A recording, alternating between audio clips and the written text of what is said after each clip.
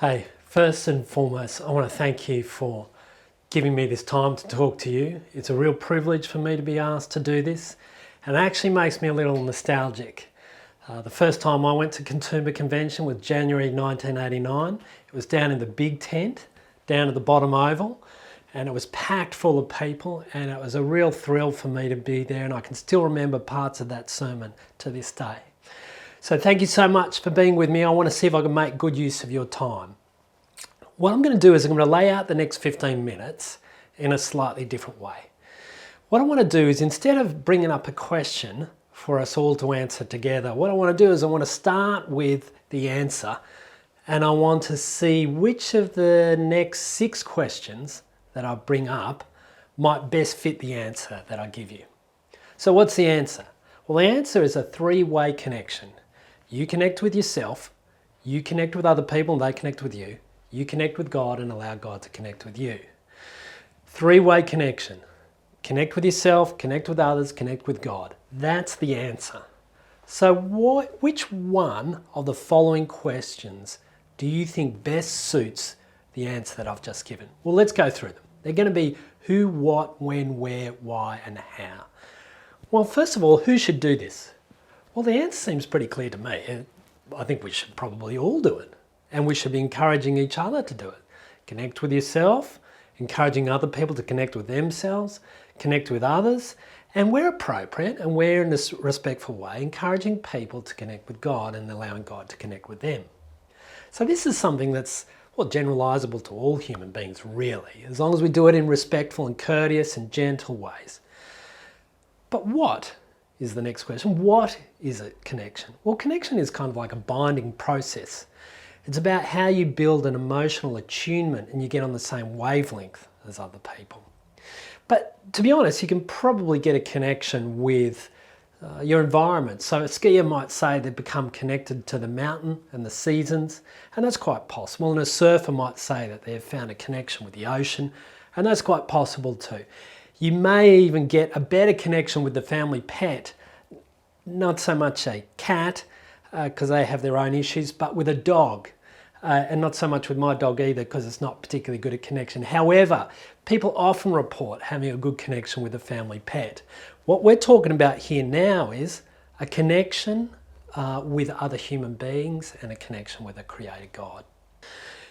So we've got who, we've got what, we've got who, what, when. When should you do it? You should do it when there's time. Connection is a time-dependent process. Where there's no time, there can be no connection. Now, my standard issue joke at this point is Scott Morrison and I have spent such little time together that our connection has got that poor, and I'm beginning to wonder if he actually knows I exist. Connection is time-dependent. If you don't allow time between you and other people, or between you and self, or between you and God, there can be no connection. It's just not possible. So who, what, when, where? Well, you should do it in situations that are conducive to good connection. Obviously, confidentiality is really important to connectedness between us and other people. But we should also do it in environments where the number of people is lower. You and I might well go to growth groups, and I hope that you do. And it's a great opportunity, isn't it, to connect spiritually and connect with each other. But sometimes the numbers of people in growth group can increase to the point where the safety levels go down. You might be in a growth group where there's 8 or 9 or 10, 12, I'm not sure, people. And the more people there are, the less safe someone is going to be, because they just won't disclose what's on their heart. So where should you do it? Well, you should do it in situations that are conducive to it, confidentiality and low numbers. So who should do it? We should all do it. Who, what is it? Well, it's a binding process. It's about getting an emotional attunement. Who, what, when. You should do it when there's time. Where, in a situation where that's conducive to connectedness. Who, what, when, where, why. And I want to spend a bit more time on this one, because this is really important. Let me say straight out, you ought to do it because you're commanded to do it. If you want to take the time now to either look up in your Bibles, or you might look it up on the screen in front of you, Proverbs 4:23. Proverbs 4:23. And I want to spend a bit of time on this because this is really crucial. In our own churches, most of the time what I've witnessed in Australia is we are really good at connecting vertically, and that is an emphasis, and so it should be. We are moderately good at connecting with each other, and we still need to improve on that. And we are really poor at connecting with ourselves. But this verse, if we take it seriously, can change that. You see in the NIV it says, above all else, guard your heart. Now, if you take seriously, and I take seriously, the emphasis in that verse is about prioritization above all else, above exercise, above your morning coffee, above all else. Can you feel the prioritization there? Above all else, guard your heart. It's interesting to me in the King James Version, what it says is, keep thy heart with all due diligence. So what it says there is it's kind of like this active process, keeping and guarding what is happening to you at a deeper level.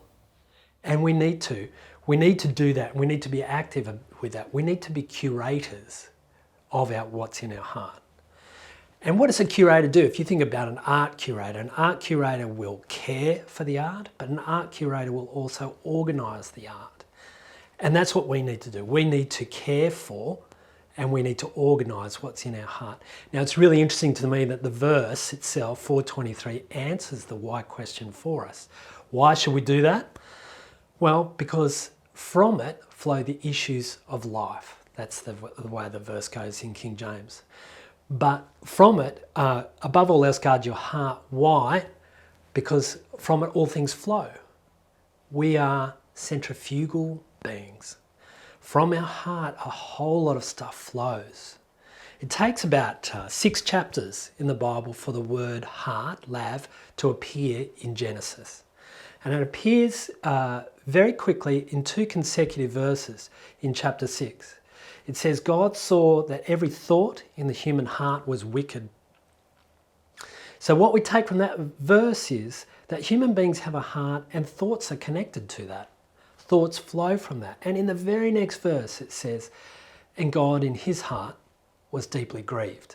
So we know that human beings have a heart. We also know that God has a heart. And we know that thoughts flow from the human heart. And we also know that feelings flow from the human heart.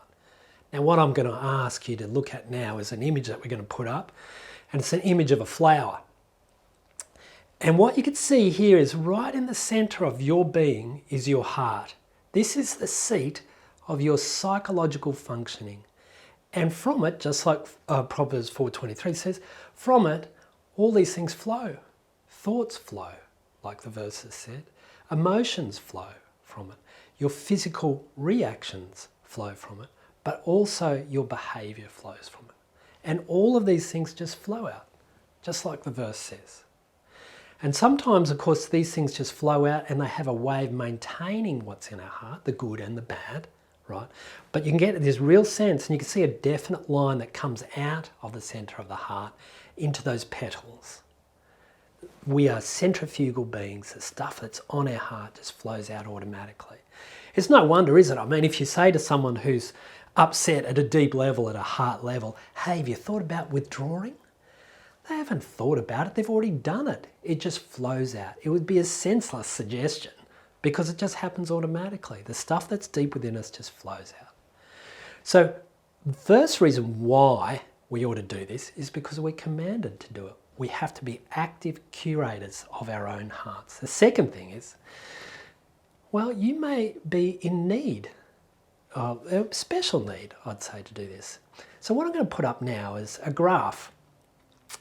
This graph is produced by the Australia Institute and it's called Mapping Loneliness in Australia. And across the horizontal axis you can see age groups, and on the vertical axis you can see support levels. Now immediately you'll be able to get this sense that it's kind of a U-shaped graph for us in Australia. That doesn't mean that this is exactly the way it is in very recent times. It may have changed a little since this graph was done. It doesn't mean that it's exactly the same way it is for you, but generally speaking, this is the way we've tended to be, is those of us in our middle years can really be without. We can live without. We can't really live without it, but we can be deprived of connection. And you can see there that there's a difference, isn't there, between two sexes. And it raises concerns because it's just not sustainable. In my work here as a clinical psychologist in Brisbane, what happens is it's not unusual for me to talk to someone and I say to someone who's in their middle years or they've just had kids and they're married and they're a guy, and I say to them, hey, who do you love to catch up with? And they'll say something like Tony. And I say, that's great. What do you like about Tony? And that person will say, we laugh and we laugh. And I say, that's fantastic. When did you last chat to Tony? About 6 weeks ago. And then the penny drops for me. Because 6 weeks ago, crikey. And then I think to myself, gee, that's way too long. And then I say something like, well, when was the last time you saw Tony? And they say, 2017. It's just not enough. It's just not sustainable. You can see even in the creation story, the rhythm in the creation story runs a bit like this. God created something and it was good. God did this and it was good. And then there's a break, and then God saw that something had occurred and it was not good. And what's that that wasn't right? That wasn't good? It was that Adam was alone. We are made for relationship and we need to dose up on it. And we need to keep our dose regular, and we need to keep it pretty high as well. Okay, so in terms of the why question, why should I be connected in those three ways? Well, one is we're commanded to do it. Two is we might be in the age group where we particularly need to do it. And the third thing is it is really good for you to do. Do you know it's good for your brain? If you are more connected with other people, you are less likely to show cognitive decline as you get older. So it's good for your brain and it's good for your body. Do you know that better connection is associated with better immune functioning? Do you know that? So it's good for your brain, it's good for your body, it's good for your mood. You are less likely to be depressed. And if you become depressed, if you're better connected with other people, you're more likely to climb out of it quicker. And lastly, it's good for your behaviour. You see what's happening here? If you're better connected, you're more likely to be empathic, you're more likely to be relational, you're more likely to show pro-social behaviours to others. You see what's happening is connection changes our hearts, and out of our hearts, these things just flow. They flow into our mood, they flow into our behaviour, they flow into our bodies, and the impact is good. But I don't want to sell this to you just as for your individual benefit. I also want to emphasise this is the blessing that you can be to other people. If you're connected to them, people around you, people who you care for, then they will receive that benefit. So why should we do it? We're commanded to do it. Perhaps we're in real need of doing it. But also it is really good for you and it's good for other people, and you can bless them that way. So then the last question is a how question. Okay, well, how do I connect? And the answer is this, and you can pick up the acronym as we go through it. The first and foremost, F, friends. B, have fun and face each other. These are crucial ingredients. If you face each other, then you're much more likely to be connected. But if you fight with each other, if you flee from each other, if you fake that you're right when in fact you're not, connection will just dive. But we also need something else injected into it. We need fun. You know, if I watch my youngest go to his friend's house, and I've never done this because it'd be so disruptive, as I'm sure you'd agree in a few moments, but he loves to go to his friend's place. He's known this particular friend for a long, long time, and he might be on a video game, and then he runs from the video game into the pool. Now, if I stopped him and asked him, and I said, hey, why are you going from the video game to the pool? He'd give me a simple answer with a quizzical look on his face. He'd go, for fun. Well, it's like, why else would I do it? So much of our social activity, particularly when we're young, is just driven by that motive, just to have fun with my friends. And we actually don't lose it when we're older. It gets entwined with purpose, but we don't lose that desire to have fun with our friends, and nor should we. So the first thing in how we do it is an F word. It is face and have fun. The second thing is respect. It's an attitude. We have to have this sense that the person that we're talking to is worthy of our attention is worthy of our consideration. So F, R, I, we have to see them as an individual. They're a person with their own story. Don't project onto them your own understanding of their journey. Give them the time and the space to tell you their experience as different than yours. So F-R-I-E, empathy. There can't be any connectedness without empathy. We have to get on the same wavelength. We have to have this sense that the person that we're with, and we have to reciprocate that for them, that we have this sense that we can feel what they feel. And then N, don't be neglectful. Some of the stories that I've heard lately relate to parents giving their kids the cold shoulder. And this is disastrous for connectedness. We have to convey this sense of, we're not going to be talking all the time, and we don't have to talk all the time, but we have to give the people around us this sense of, hey, I'm available if you want to catch up, and I'm going to be supportive for you. So F-R-I-E-N-D, people have to be determined by themselves. They have to have choices, and we have to give them choices. Where there's control, there is no connection. And the last thing is people have to feel safe. And it has to be a felt experience. If people don't feel safe in our company, then it will wipe out any opportunity for soothing, and they won't want to be around you. And that's just the understandable mechanism. So we have to provide an environment of safety. So there we have it. That's the last one. How do we do it? We be friends. So today we started with the answer, a three-way connection. And what I've got for you is the questions. Who? Well, we should all do it. What? It's a binding process. It's an attunement process. It's about getting on the same wavelength. Who, what, when? We should do it when there's time. Where it's conducive, confidentiality and low numbers. Who, what, when, where, why? We'll go 3 reasons. 1 is we're commanded to do it. 2 is we might be the exact population of people who really need to do it. So we're commanded to do it. We might be in need of doing it, and it is really good for us, and we can bless people by doing it. And the last thing is, how do we do it?